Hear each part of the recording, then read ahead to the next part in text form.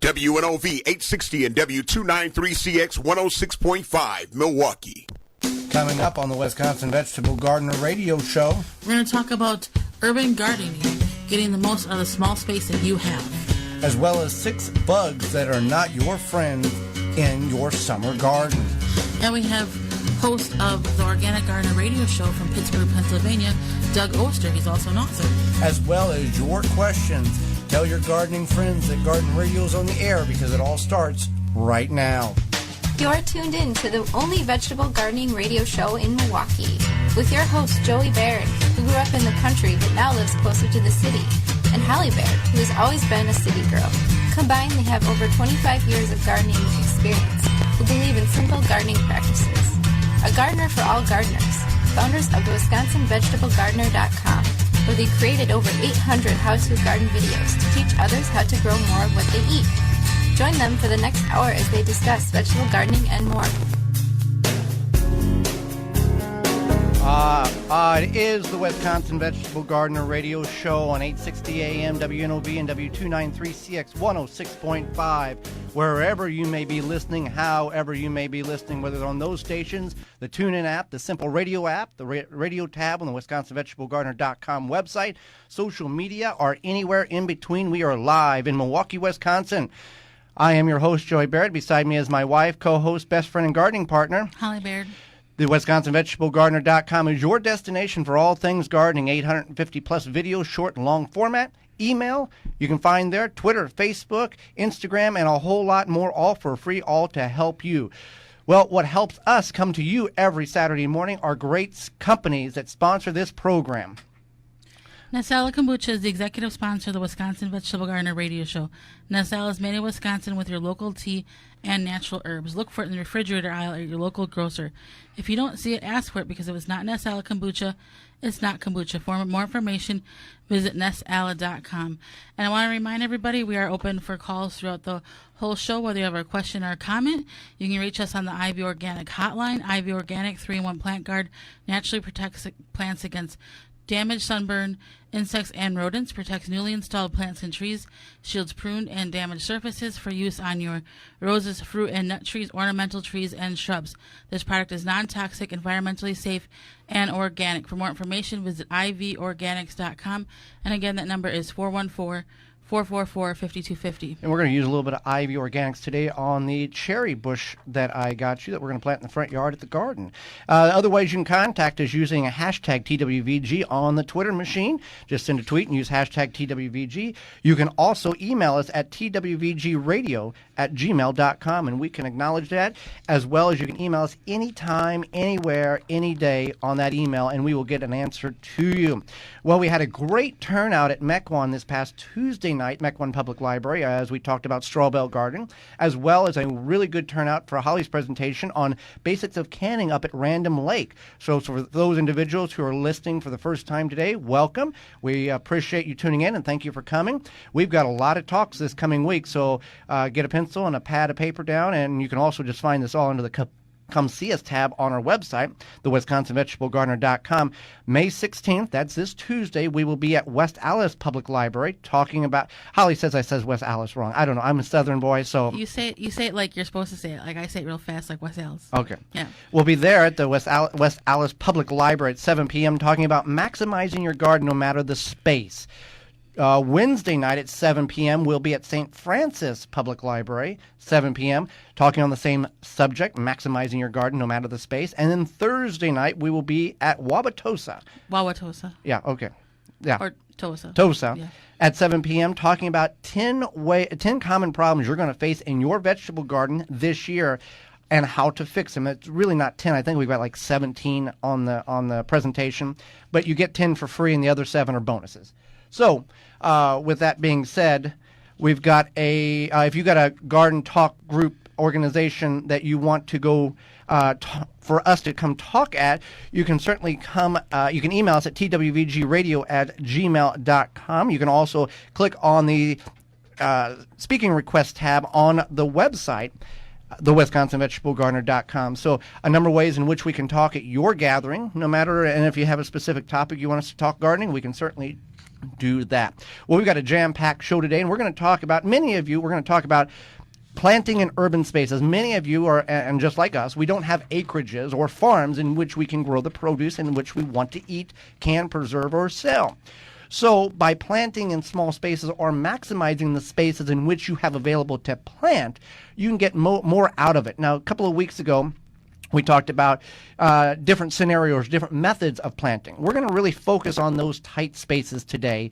If you have no space, if you just have a balcony, porch, deck, patio, maybe you have a little corner in the yard, we're going to look at all of the options here to give you more of a confidence that, hey, you can grow something no matter where you're at. So the first thing we want to address is one of our sponsors. They have a great tool, the Greenstock Grow Tower. Yeah, so the Greenstock Grow Tower, it only takes up 2 square feet of space, but because of its system, it grows in tiers.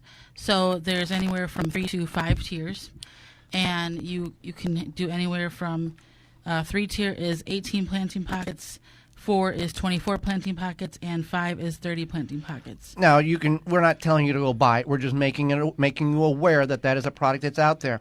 And if you want to see how this product works, just go on YouTube and type in Greenstock Grow Tower. There are dozens of videos that show how universal and how productive that particular device is that you can grow in. Now, other ways you can plant in urban spaces, if you don't want to choose that route, is you can use a straw bale. A straw bale garden. We had Joel Carson on the first program. You can find that underneath the radio tab on the website, and you can revisit that interview. You can grow in a straw bale. There is a conditioning process. The book goes over it. We go over it a little bit in the interview. But that is essentially the equivalent of 14 cubic feet of soil. You can grow it at the top. You can grow it out of the sides. You can use it on a patio, porch, balcony. If you got the balcony thing is a little questionable because if you got people underneath you, they're going to get wet, and all their property is going to get wet. Right. So keep that in mind. The beautiful thing about the straw bale is you're not virtually going to have any weeds. So if that's something that you're like, I would love to have a garden. However, no matter where you live, you're like, I just don't want to deal with weeds. Well, straw bale gardening is definitely an option for you. Another option is a window box or a hanging box. These are small boxes in which you can hang off your window or attach to the window on the outer portion. You open the window up, and it's anywhere from 18 to 24 inches long by 6 to 8 inches wide. 8 inches deep, and you can plant a variety of different things. Now, obviously, we want to be, common sense here. A window box is not going to sustain a pumpkin or a watermelon, something like that. You may be able to get a couple of what they call cherry varieties or bush varieties or compact tomatoes in that box. Even the hanging, topsy-turvy tomato planter.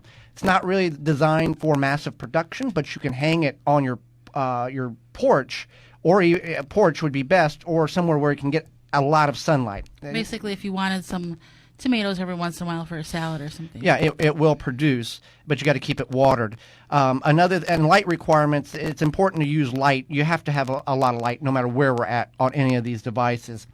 So you want to make sure that no matter what you're doing, you're growing in something good for your plant. So potting mix is ideal because it's mixed with peat and perlite to hold moisture and allow airflow for your plants in an enclosed container. And we want to, if we're going to grow in containers, obviously, here's the little word problem or little saying you want to keep in mind.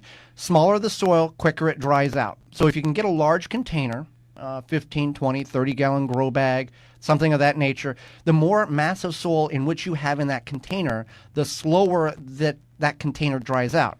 A gallon container of soil dries out much, much quicker than 5 gallons. So it's basic physics, I guess, is the terminology used, or it dries out quicker, so you want to keep that in mind.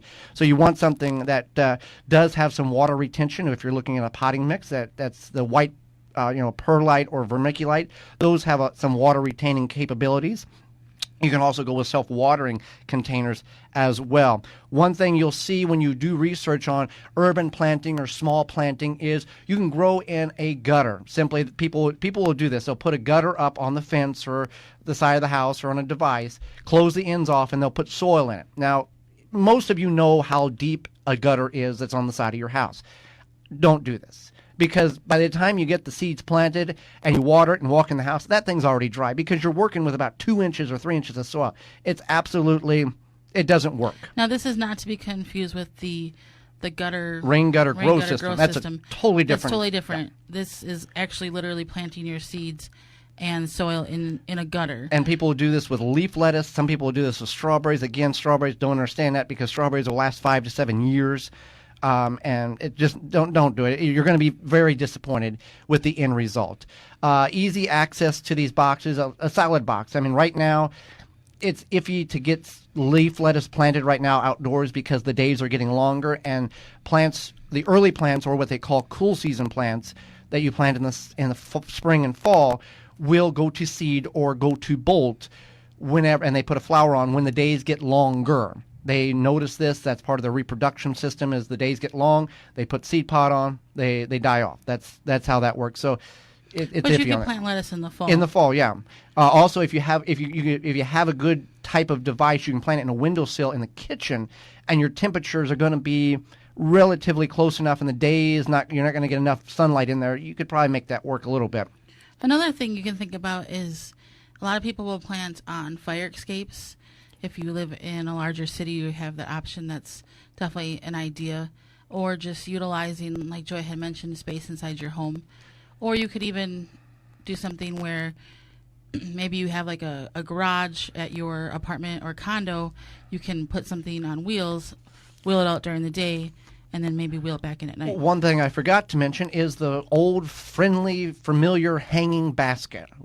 Mother's Day is coming around. A lot of you moms are going to get flowers, and I will guess that a lot of you will forget to water them in about a week, and the plants will die, or the flowers will do their little thing in the end.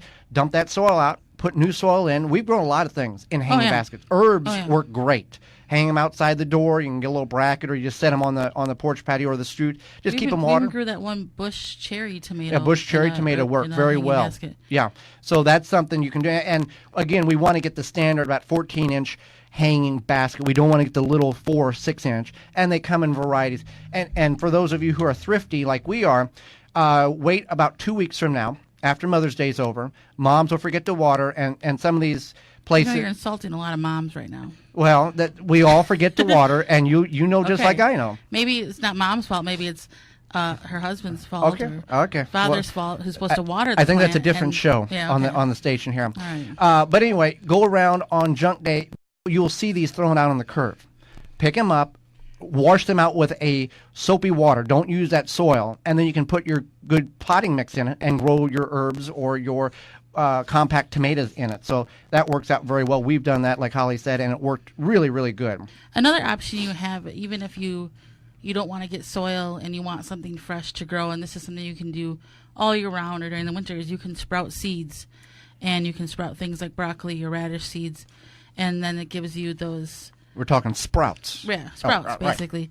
And it's just something fresh and raw to eat.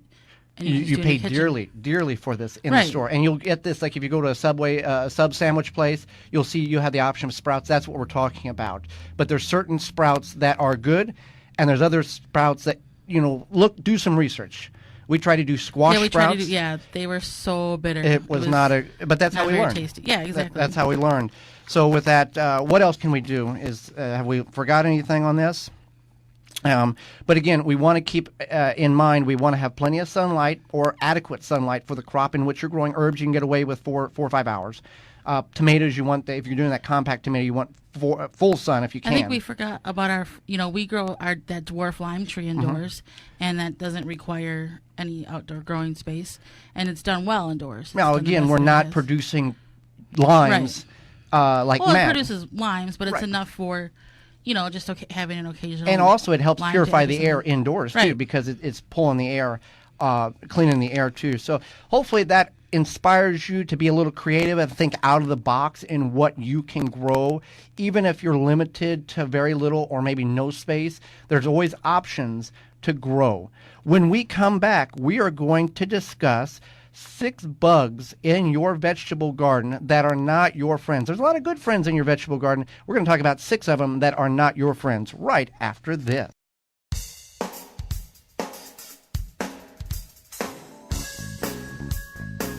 Have a gardening question? Email Joey and Holly at twvgradio@gmail.com.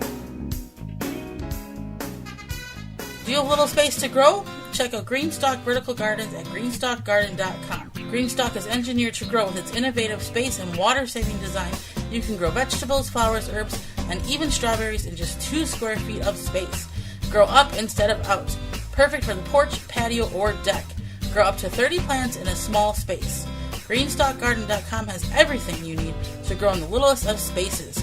Proudly made in the USA. For more information and to purchase, visit greenstockgarden.com. Beans and Barley Market and Cafe, a neighborhood specialty grocery store for the East Side and Greater Milwaukee area, where you can find all you need, from fresh produce to bakery to organic frozen dinners, from wine to fresh squeezed carrot juice, a health food store with hundreds of products, vitamins, supplements, bath and body items, magazines, cards, books, and a knowledgeable staff. Catering available, open daily at 8 a.m. The restaurant serves breakfast, lunch, and dinner 7 days a week with a menu of good, healthy, homemade food, including vegetarian and non-vegetarian specialties. 1901 East North Avenue, Milwaukee, 414-278-7878, and online at beansandbarley.com. Really Granola is a small batch Wisconsin-made granola available at reallygranola.com. This granola uses many organic ingredients and features Wisconsin products such as beautiful red Wisconsin cranberries, local honey, and other delicious Wisconsin products. You'll find plenty of fiber and protein in Really Granola, which makes it a great way to start or end your day. This granola is baked in a Wisconsin co-packing kitchen that helps to employ disabled workers.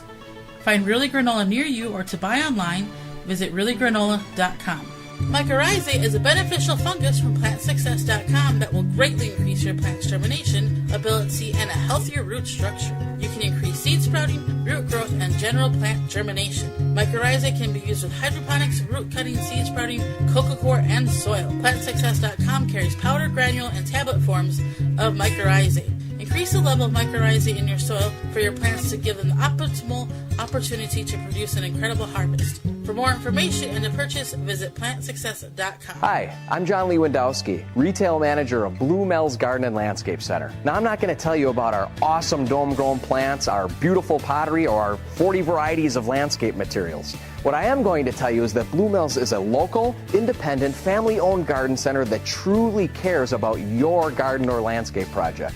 So if you're looking for that one garden center that actually cares about you, come to Blue Mel's Garden and Landscape Center. We've been treating our customers like family since 1955. Blue Mel's, 4930 West Loomis Road, 414-282-4220. Now back to the Wisconsin Vegetable Garden hosts Joey and Holly Baird.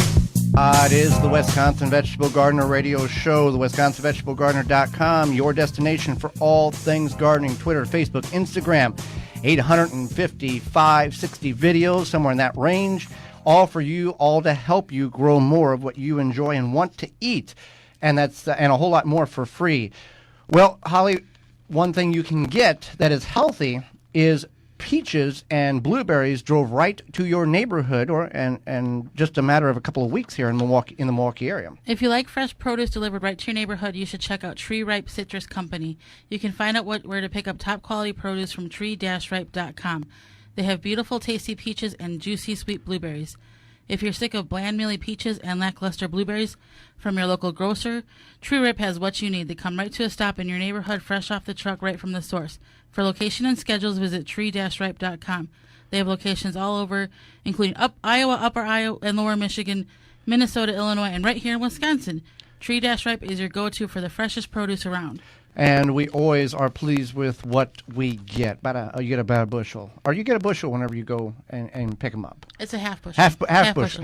Okay. And works out very well. You can get a bushel, but the standard is a bushel, or half bushel. The standard is a half bushel. You can get as many boxes as you want. Right. So let's talk about 6 bugs that are not your friends in your vegetable garden. There's a lot of bugs that are good, and we may touch on that one of these days, but it's more that we need to know what's bad versus what's good, because the good will take care of everything. So we're going to talk about 6 bugs here. Now, some of these we're going to try to be very descriptive, and if you want to note these down so you can go back to your favorite search engine and search what these things look like, and this may be the culprit of past problems in your garden. One is the tomato hornworm, or the corn earworm, or the cabbage worm. Those are 3 different bugs. That's just one of the 6 that we're talking about. These are The hornworm, whenever you discover you have the hornworm, it looks up as if somebody has come in right a day or two before your tomatoes ripe and has ate around or devoured the whole tomato. That's a tomato hornworm. Right. And these are very difficult to spot. Some people are able just to walk out to the garden and find them. We have not been able to do that. They say they illuminate with a flashlight. I've been in the garden at night with a flashlight, can't find them. But what you can do here, a preventive measure, is put bird feeders in your garden or put posts with tuna cans and fill them with birdseed. What this does, it brings in birds to feed off the birdseed. And birds have incredible eyesight. They look for insects, they eat worms, that type of thing, and they'll actually find the hornworms that are eating your tomato plants. And that works very well. It worked for us. And people will say, but I don't want birds in my garden because they'll peck holes in my tomatoes. Well, the reason why birds peck holes in fruits, not just tomatoes, is because they're thirsty. So if you're getting this occurring in your garden, put a bird bath up, put some device up, some kind of tub in which they can get water, and then they kind of take care of the problem. Another thing is, if you've had that problem last year, don't plant the tomatoes in the same spot this year, as well as that spot in which the tomatoes were last year. Till that soil up. Use a garden fork, use a shovel. Disturb that soil, because the larvae, and I dug a larva up, and I didn't know what it was, and I should have took a picture of it last week. You disturb the level in which that larvae is buried over the winter, right, and messes it up. Yeah, the larvae is buried at a certain depth, and if you mess it up, it's not going to survive. The cornworm is whenever you pull the ear of corn, the husk back, and you see that little green worm eating the kernels. That is what the cornworm is.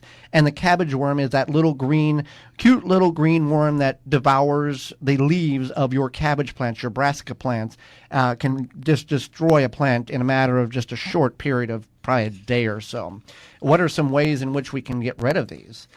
So, as you had mentioned, you can do for the hornworm, the trick with the birdseed. Mm-hmm. You can use BT, and so you can use spray or powder BT, but if it rains, you do have to reapply that every time after it rains. Or if you do have chickens, you can let the chickens loose in your garden, and they usually will find those worms and eat them. But you got to be careful with the chickens, because sometimes they like to eat other things besides what you're wanting them to eat. So this one says, if you have the cornworm, you can pinch the top of the ear with a rubber band to help keep them out. Prevent it out, yeah. But also now with sweet corn, growing sweet corn in the garden, it really is a decision of the gardener.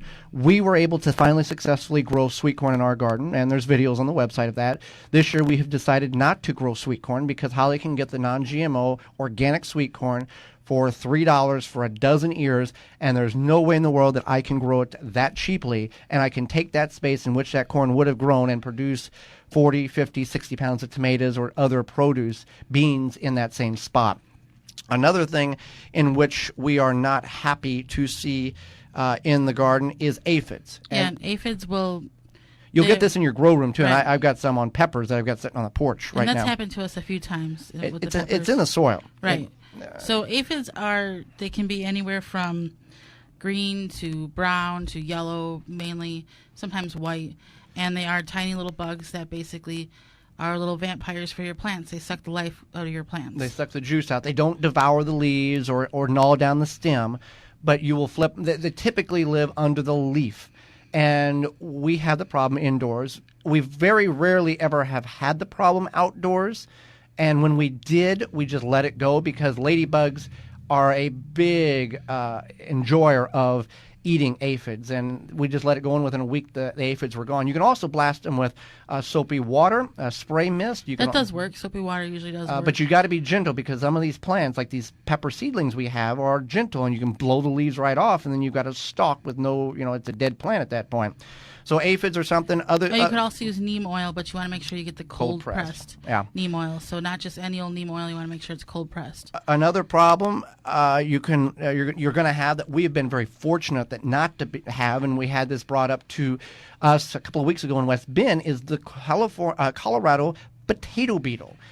This is a bug that is not your friend when it comes to growing potatoes in your garden. So it's kind of orangish with black stripes, and it's probably about the size of your pinky nail. Yeah, it resembles a very oversized ladybug, I guess would be the best description of size. And so the best way that we've heard to get rid of them is to pick them off your plants and squash them. That's all you can really do.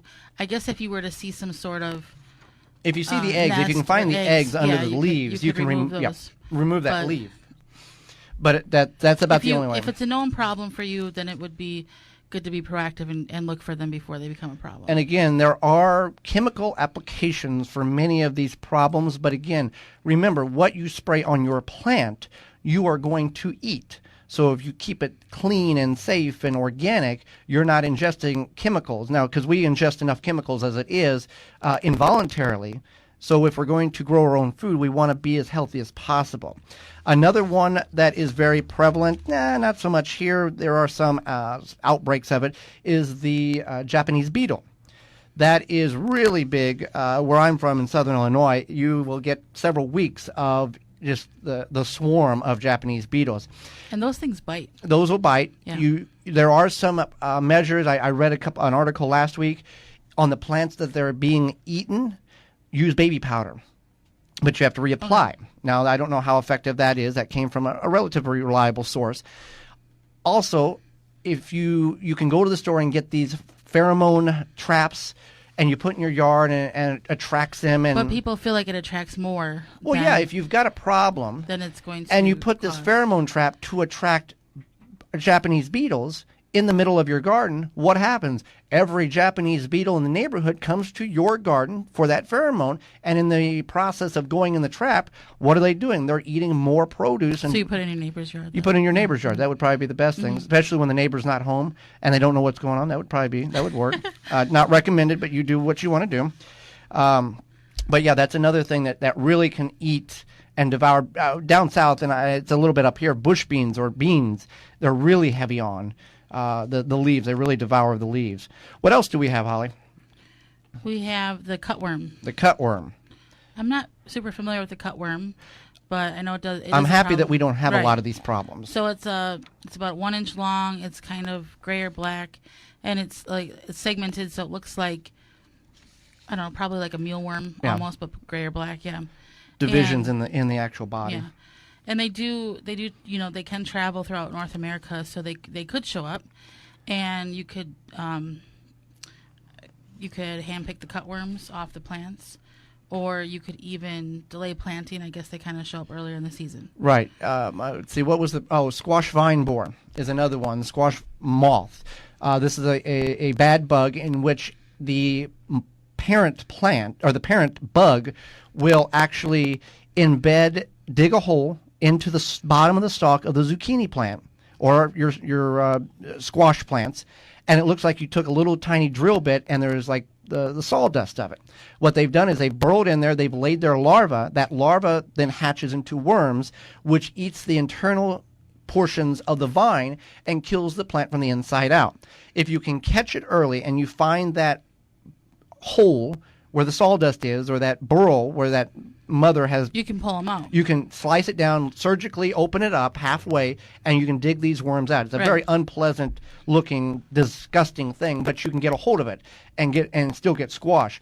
You can also delay your planting, do a fall planting. Also, at the time of planting, you can cover your squash with a netting. But at the time that the squash flowers, whether it's your spaghetti squash or your zucchini squash, you want to remove that netting so the bees and pollinators can get in there to pollinate it. You can also hand pollinate it if you want to do that. One plant or one squash that doesn't have this bothered by is the butternut squash, because it has such a thick, tough stalk that it doesn't. The squash vine moth is unable to burrow into them. So the telltale signs here, and whenever you see this, it's far too late. It looks like your zucchini plant, your spaghetti squash plant, your squash plant needs water. All the leaves are very wilted. It looks like it's been in like 105 degrees for a week. It looks like it's about to die. And you water it, and the next morning it looks the same. Well, the plant's already dead. It's already too far gone. That has already, the bugs or the worms, the larva has already ate so much internal portions of that plant that it can't recover. So if you can be proactive and continue to visually look at this, and that's what we do, to look at this and always rotate your crops as well. Well, one thing we have to do each week, or at least some of us do, Holly, is mow grass. And if you don't have a good piece of equipment, it makes the job so much more difficult. But Aaron's can fix that problem for you. Do you hear that? That's your neighbor shaking in their grass-stained shoes because Aaron's is about to help you step up your grass-cutting game. Your name is on the mailbox, so the Aaron's name should be on your mower. Heavy-duty steel construction, smarter, smoother controls, professional cutting performance. The only thing we love more than the smell of freshly cut grass is a sweet taste of victory. Aaron's, it comes down to this. Visit Aaron's.com to find your local dealer for lawn and snow removal equipment. When we come back, Emmy Award-winning writer and producer and author, co-host of the Organic Garden Radio Show out of Pittsburgh, Pennsylvania, Doug Oster will be with us talking about gardening right after this. Tweet Joey and Holly using hashtag TWVG.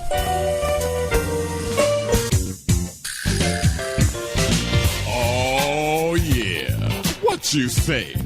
You say Nasala Kombucha. It'll put some glide in your stride and some pep in your step. Nasala Kombucha. Yeah. Nasala Kombucha makes your body happy. Nasala Kombucha makes your body smile. Garden seeds do not have to cost a fortune. Just 99 cents at migardener.com. With over 300 varieties of non-GMO, heirloom, and organic flower, vegetable, and herb seeds available year-round, pay less and get more seeds. Shipping as low as $2.50. That just makes sense. Go to migardener.com for seeds and gardening needs, tools, and special blend fertilizer. migardener.com.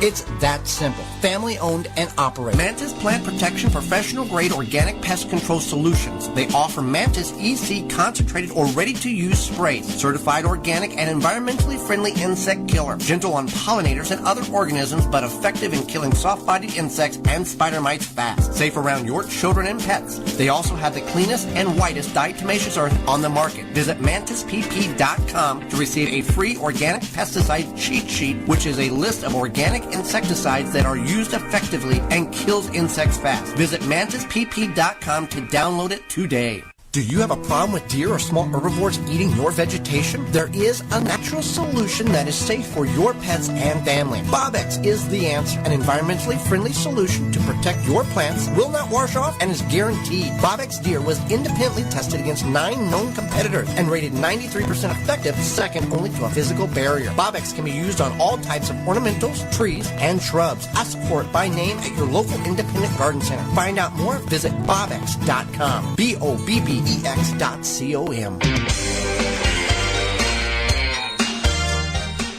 back to the Wisconsin Vegetable Garden Radio Show with your hosts, Joey and Holly Baird. It is the Wisconsin Vegetable Gardener Radio Show, the WisconsinVegetableGardener.com, your destination for all things gardening. Facebook, Twitter, Instagram, 850 some odd videos, and we're adding about 9 a week. Well, Holly, we were at the Blue Mel Spring Kickoff last week, and we had a great time. We met a lot of individuals. If we didn't meet you, we are sorry. We wish we could have. They have a number of things there, from fertilizers to plants, vegetables, and herbs. If you have a significant other that doesn't like gardening, you can have them sit in the coffee shop. They got a coffee shop on the premises, whether it's your wife, husband, boyfriend, girlfriend, friend with benefits, whatever you got. You can have them go and sit and drink coffee while you go look at your garden stuff. As well as if you have children, they have an enclosed playground with rubber on the ground so the kids can't get hurt, so they can play while you go shop. And where can we find all of this at, Holly? Where's Blue Mel's located? You can find Blue Mel's at 4930 West Loomis Road in Greenfield, and the number is 414-282-4220, or you visit bluemels.com. They will treat you very knowledgeable, friendly staff. They will treat you like family, and sometimes they'll talk you out of stuff that you want to buy because they know it won't work for you. Well, let's head up to Pittsburgh, Pennsylvania, Holly, to bring in our next guest. I think that's down, actually. Oh, okay, something like that. So Doug Oster is the home and garden editor for the Pittsburgh Tribune Review. He's also an Emmy Award-winning producer, television host, and writer. He's the co-host of the Organic Gardeners radio show, and he's an avid backyard gardener residing in Pittsburgh. Welcome to the Wisconsin Vegetable Gardener Radio Show, Doug Oster. Good morning. Am I down or am I over from you, or where am I compared to where you're at? I think you're just down, more like southeast. Yeah, southeast. Yeah. How are you guys doing? We are doing well. We appreciate you taking time out of your busy day. Know you got a lot of stuff going on there with the CBS station and the radio show to join us. I'm just working in the garden today. Well, that's always something that's very relaxing.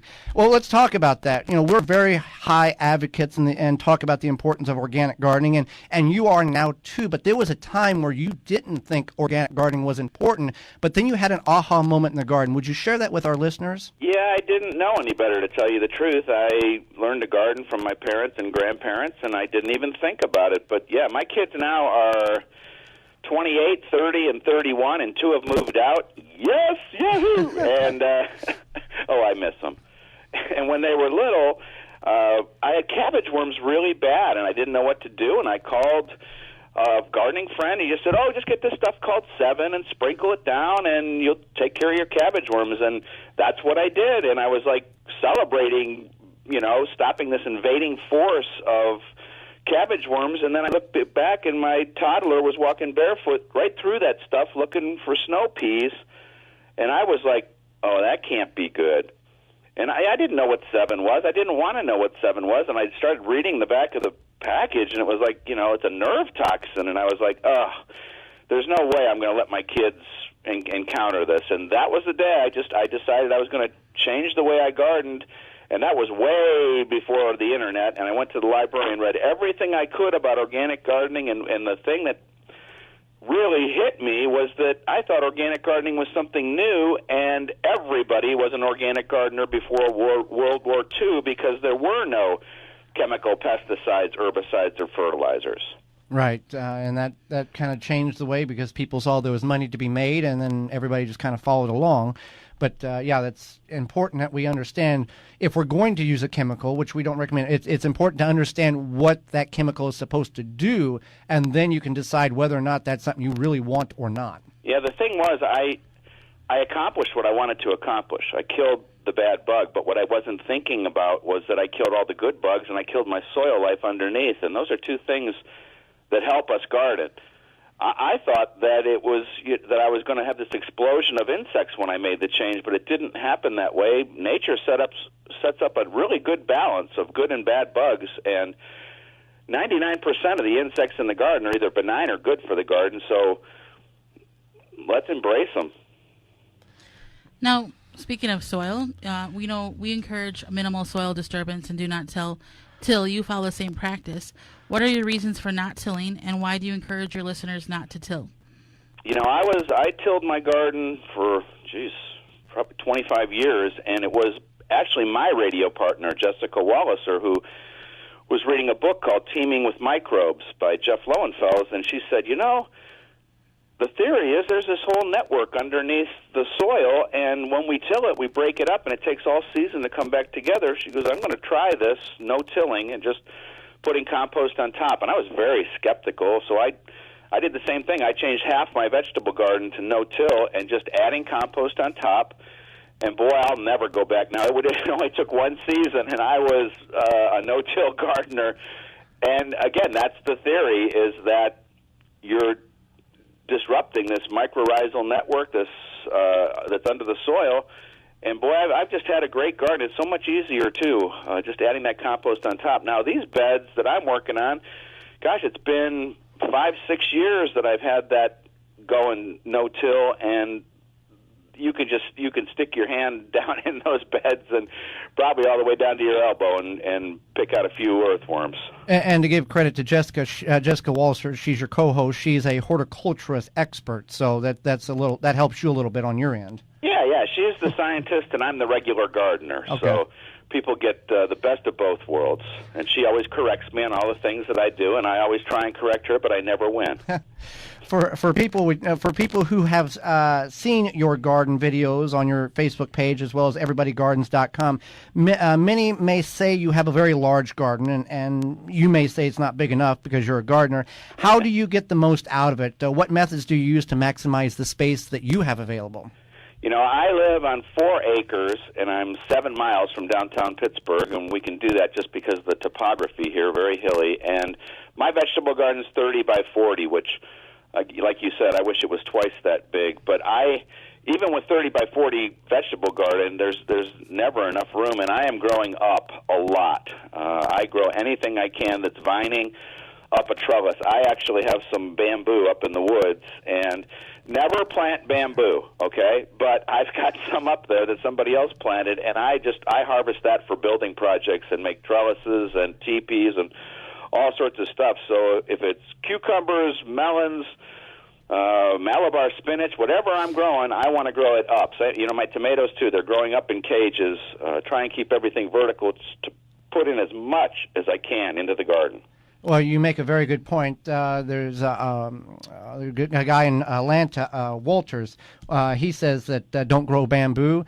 I had a friend in the town I grew up in. His dad planted bamboo in the front yard, and he even called the big chemical companies and said, "Do you have anything to kill this?" And they said no.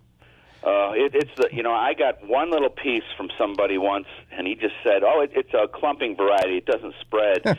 And I looked out there today. It's all moved into my vegetable beds. It's all moved into my perennial beds. I'll never get rid of it, and I spend countless hours just cutting it down so that my other plants aren't choked out by it, and it's the bane of my existence. So we are always learning from our followers and listeners. What is something you've learned that really stuck out to you? Maybe something you felt you should have known already but didn't. Don't plant bamboo. You know, I learn something every day from the people that I interview, and it is the joy of what I do is meeting these people. Yesterday I spent the day with a bonsai grower, and, you know, he's been doing this for 30 years, and each place that I go to, I'll find a new plant or a new technique, a new, or sometimes they give me new enthusiasm for something.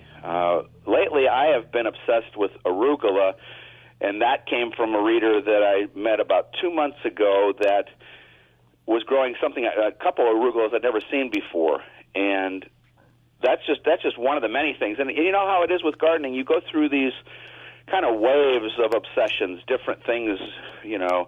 For the guy I was with yesterday, bonsai, it's been 30 years, but now he's fallen in love with hostas. That's another thing I've fallen in love with is hostas. One of my readers turned me on to a hosta called Empress Wu, which is the biggest hosta out there. I'm looking at it through the window right now, and that thing is on its way to 4 feet, and maybe by the end of the season, 6 feet tall. So it's all about plants and enthusiasm and techniques. You learn every day from other gardeners, and that's the wonder of being a garden writer. Well, with you talking about your garden and everything you have successful, what is your nemesis? What is the one plant that you just cannot grow and you're just like, okay, I'm just done trying? Onions. Okay. And Jessica always says, you need to get your soil tested and get the pH right. Well, I've done that, but I've done everything you could. I grow great garlic, but I can't grow onions worth anything. I can grow little bunching onions, but I can't grow onions that head up, and I've done everything you could possibly imagine. The thing is, I don't have enough sun to really make it happen for some reason. That's my excuse anyway. And I've got the pH right. I've put bulb tone in. I've planted the right type of onions. I planted plants, seeds, sets. It's just one of those things that I just can't get to grow. And as I said, I'm blaming it on not enough sun. I think you're right, because the bulb portion of the onion begins to enlarge at a certain point that the daylight hours get to a certain light length, and then that's when the bulb begins to form. And I think that's probably a pretty good excuse why your bulbs are not forming and you're not getting good onions. But I'm growing these big garlic things. That's the mystery. But I'll take the garlic because I'm a garlic fanatic. Okay. All right, so you've written 3 books. What are they, and where can people buy them? I got Grow Organic, Tomato, Garlic, Basil, and Steel City Garden, which is all about black and gold. If you live in any place that has a team that's black and gold, it'll work for you too. And the best place to get them is DougOster.com. That's my name. And I'll sign it for you, send it to you, answer your questions, whatever you need. And also on your website, you can go click under the See Doug tab, and you can go navigate and listen to your weekly garden show every week. That's right. Every Sunday morning, 7 a.m. Our motto is, if we have to get up, you should have to get up too. And you can catch that on podcast replay, which I do throughout the week. Well, Doug, we greatly appreciate you taking time out of your day. Get back in your garden. Have a good day. And thank you for sharing some of your garden knowledge with Holly and myself and our listeners. Thanks so much, guys. Thank you for coming on. And we'll be right back after this with your garden questions and our garden answers. Have a gardening question? You can call into the ivorganic.com hotline at 414-444-5250 right now. Eating natural and organic is not as expensive as it used to be, especially when you shop at Woodman's. They have aisles full of certified organic food, from fruits and vegetables to dairy products and even meat, all at great prices. They even have a huge selection of wheat-free and gluten-free items. I can come to Woodman's and get everything I need all under one roof. My name is Alicia, and I shop at Woodman's. Do you want your next raised beds to be easy, functional, and beautiful? The Embrace helps you create the garden you've always wanted. Finally, raised beds that everyone can assemble and enjoy. No tools needed. Just slide any lumber into the Embrace corner, fill with your favorite soil mix, and you're ready to plant. Made from 100% recycled steel right here in the USA. And a portion of every sale helps to build school and community gardens all across the country. Let the Embrace help you create your next raised bed. Grow beautifully with the Embrace. Available at local garden centers and online at artofthegarden.net. Hodgson Mill, 125 years of experience producing stone ground organic flour and cornmeal made from premium quality whole grains. Family-owned company. Continual standards that are non-GMO, organic at the highest safety levels. Offering a wide variety of flours, pasta, baking mixes, flaxseed, and more. Even kosher and gluten-free options. Found at most local grocers like Woodman's. For more information and recipes, visit HodgsonMill.com. That's HODGSONMILL.com. The number one key to healthy, productive plants are the roots. Starting from seed to full-grown plants, rootmaker.com has the answer. From seed starting trays with an innovative design that air prunes the roots, creating a fabulous root system, never again will you have root-bound plants, to multiple gallon grow bag sizes to raised beds. Rootmaker.com has your grow needs covered. Visit rootmaker.com. I want a garden center that listens to and understands my needs. I want to buy my gardening products from a local business with strong ties to the community. All I want is a garden center that truly values their customers. It seems like everyone is selling plants these days, but I'm having a hard time finding quality. I take pride in my garden, so I want my garden center to take pride in their products. Where will you be going for all of your gardening needs this season? Blue Mel's Garden Center. We are your answer. Blue Mel's, 4930 West Loomis Road, 414-282-4220. Now back to the Wisconsin Vegetable Garden Radio Show. You're either listening to this show for a couple of reasons. One, you're either a gardener, you want to be a gardener, you know somebody who's a gardener, or you accidentally picked up a gardening magazine at your local dentist office. So you're one of those people. With your hosts, Joey and Hallie Baird. It is the Wisconsin Vegetable Gardener Radio Show, the WisconsinVegetableGardener.com, your destination for all things gardening, Twitter, Facebook, Instagram, 850 videos, short, long format, all to help you, all for free. We've got 12 minutes left in the program, and that we will fill with your questions. Where have you been for the whole show? If you're just tuning in, we had Doug Oster on. We've talked about urban planting. We've talked about 6 bad bugs in your garden. You can catch all of that on the podcast replay later this week if you missed it. So you can call in to the Ivy Organic hotline at 414-444-5250. Ivy Organic 3-in-1 Plant Guard naturally protects plants against damaging sunburn, insects, and rodents. Protects newly installed plants and trees, shields pruned and damaged surfaces for use on your roses, fruit, and nut trees, ornamental trees, and shrubs. This product is non-toxic, environmentally safe, and organic. For more information, visit ivorganics.com. We're going to use some of that today, aren't we? Yep, we're going to use that on your cherry bush that I got you. I was going to get you clementine, but Blue Mel's had cherries, and I know you like cherries a whole lot more than we're going to get a whole lot more cherries than clementines. Right. So we've got a lot of questions that came in this week, and if you have a question, you can call into the ivorganics.com hotline. You can email us at twvgradio@gmail.com anytime. You can also tweet us at #TWVG.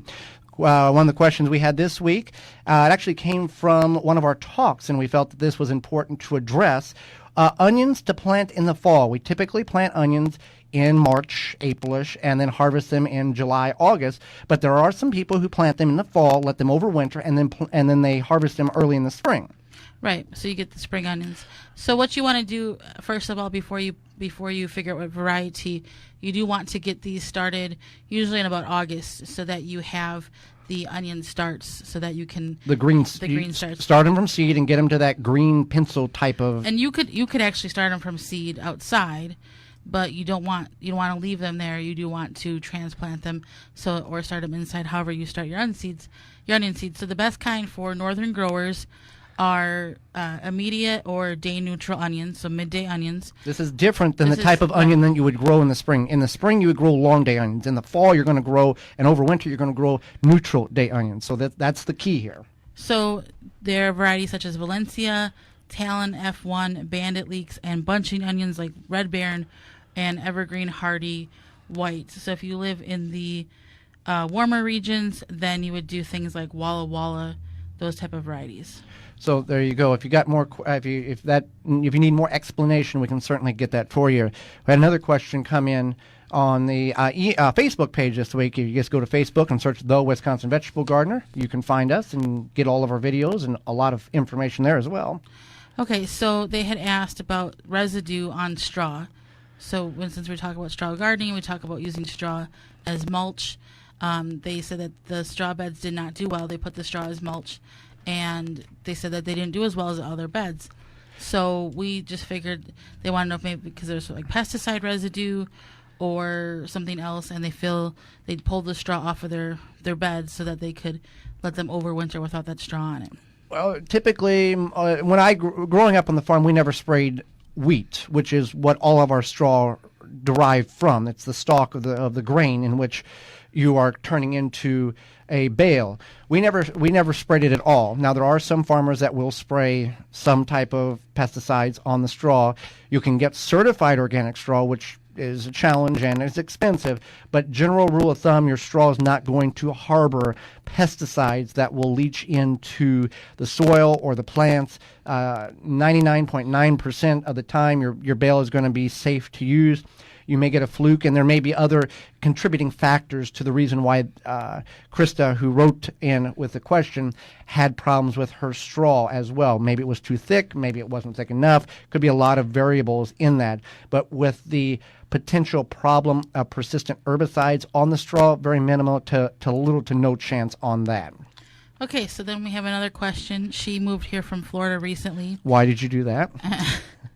Well, what a shock! I mean, just environmentally, never cold, never freezes, and up here you're cold 6 months out of the year. But go ahead. Anyway, so now she obviously knows that things are a lot different, and she moved to northern Wisconsin, so that's even probably more of a shock. Okay, so she needs to know if her rows should go east to west or north to south. In her garden. So in her garden when she plants. The reason why she asked this, and some gardeners would do this, as the sun comes up in the east and sets in the west, a lot of books will indicate you want to plant your rows east to west. So as the sun goes over, all the plants get even dose of sunlight, and it coats the garden evenly. And that's hard to do based on what type of garden you have, your location. There's a lot of variables. We've planted some of ours east to west, and we plant some of ours north to south. We've never seen a problem where we determined that because we planted north to south, that was the reason why a crop failure occurred, or that crop didn't produce as well as we thought it should. The only thing I would recommend or caution or be aware of is don't plant something extremely tall on the east side of something that is very short that's on the west side, because the general sun throughout the day will shade that smaller plant on the west side until it gets peak day or 3/4 of the day. Then the sun will start shining on that shorter plant. So if you plant corn next to a very short stocky plant of some variety, that can be a problem, but you want to kind of space that out where whether you're east to south, north to west, or northeast to southwest, or whatever. Even something like if you did a lot of sunflowers or sunchokes or the yacons. Yacons, yeah. Just keep that in mind. We've never seen a problem, but also we are very conscious and aware of what we're planting and the shadow that it may cast on the neighboring plants and at how long that shadow will last. Okay, so when should I plant potatoes and soil temperature? So you can plant your potatoes right now. You can plant your potatoes now. We've planted them the first week in July and harvested them in early October. The key element to growing potatoes are two. You want good loose soil because the potato has to form the tubers underground. And if it's in concrete type clay or dense soil, it's not going to work very well. Secondly, you want your soil temperature to be minimum 45 degrees Fahrenheit, preferably 50, but 45 degrees, and that is at root zone. So typically you'll dig your trench, bury your potatoes 4 to 6 inches below soil grade. You want to get a soil temperature there because if the soil is too cold or fluctuates because we've had some really warm days and then really cold days. If that potato goes below 45 degrees Fahrenheit, it will sit there and rot. If you keep it 45 or above, it's going to keep the potato is going to grow just fine. You can plant them right now. We planted most of our potatoes last week. You can find that video on the website. It's a different type of formatted video that we put out on Tuesday, and it was strictly all about potatoes. Everything you need to know about potatoes, and also some potato planting if you have long sprouted potatoes as well. But yeah, 45 degrees, plant them now. We don't have to worry about it here in Wisconsin, but if the soil temperature at root zone exceeds 85 degrees Fahrenheit, the potato is going to die.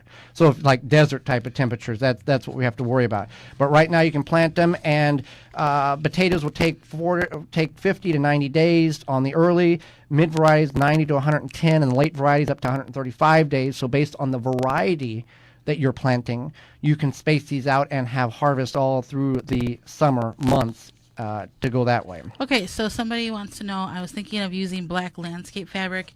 Not sure if you can use it by veggies, and that is perfectly fine. You can use it. There's plastic landscape fabric, and there's fabric or a plastic type of landscape fabric that you can use on your veggies. The only thing that I would recommend is if you're going to go that route, it's not something we would recommend. We would recommend mulch. If you go that route, look at how thickly woven that fabric is. If it's plastic, water's not going to permeate through. You're going to have to either put an irrigation system under that plastic.